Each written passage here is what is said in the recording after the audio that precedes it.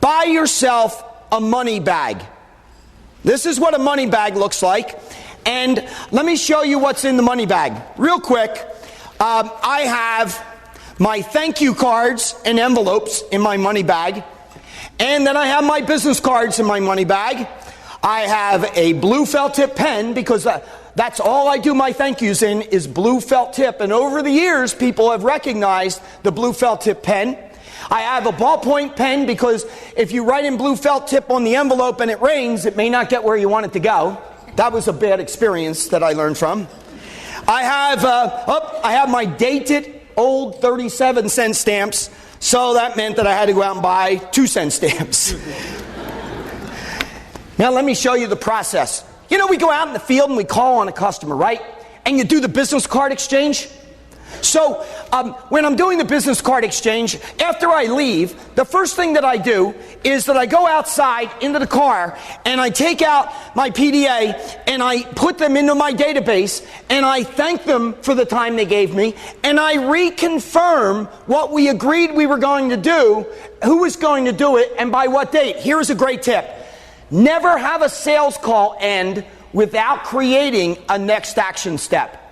Because if you don't create a next action step, the next time you call in the office, you're just starting all over again.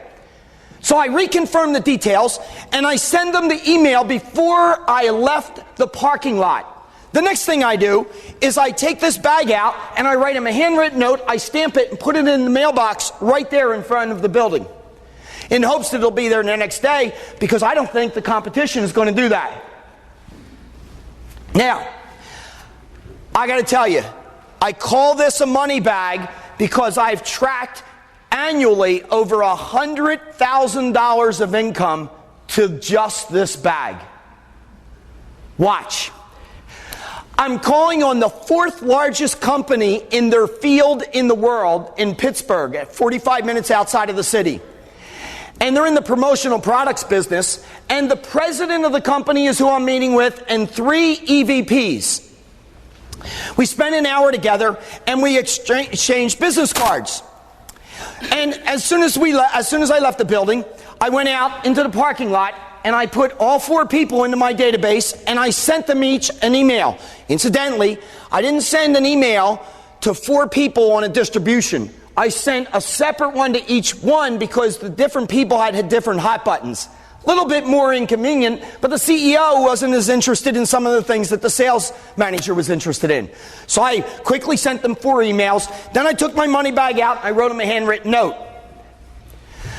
That was in October, a year and a half ago.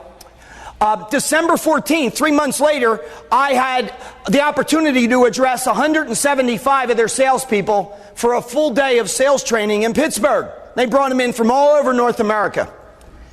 The CEO of the company got up and he had an introductory kind of thing that he could read. He said, I'm not going to do that. He gets up. I'm in the back of the room. He gets up in front of his 175 salespeople and said, this guy, the Jack Daly, he's got a great background. He's going to teach us a whole lot. But I want to tell you a story. We met him 3 months ago. He came into our office and met with the 4 of us. We spent an hour and we exchanged business cards. And then he left, and I went back to work, and I'm sitting at my desk. And the computer on my desk did one of those little chimes, you know, you got an email that just arrived. So I glanced over, and I went, it's an email from Jack Daly. That guy's still got to be in the building. And so he got up out of his chair and he went next door to the VP of sales and he said, did you get an email from Jack Daly? And he said, I don't know, I haven't looked at my computer. He said, turn it on, I want to see. He said, look, you got one too. He still has to be here. We all got them. They were all different.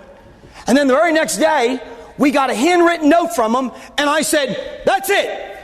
Call that guy up, hire him. We're bringing all of our people in here in December, spend a day with him. If the only thing my sales guys learn is the money bag, it'll be worth his fee. I've spoken to that company since then 3 times.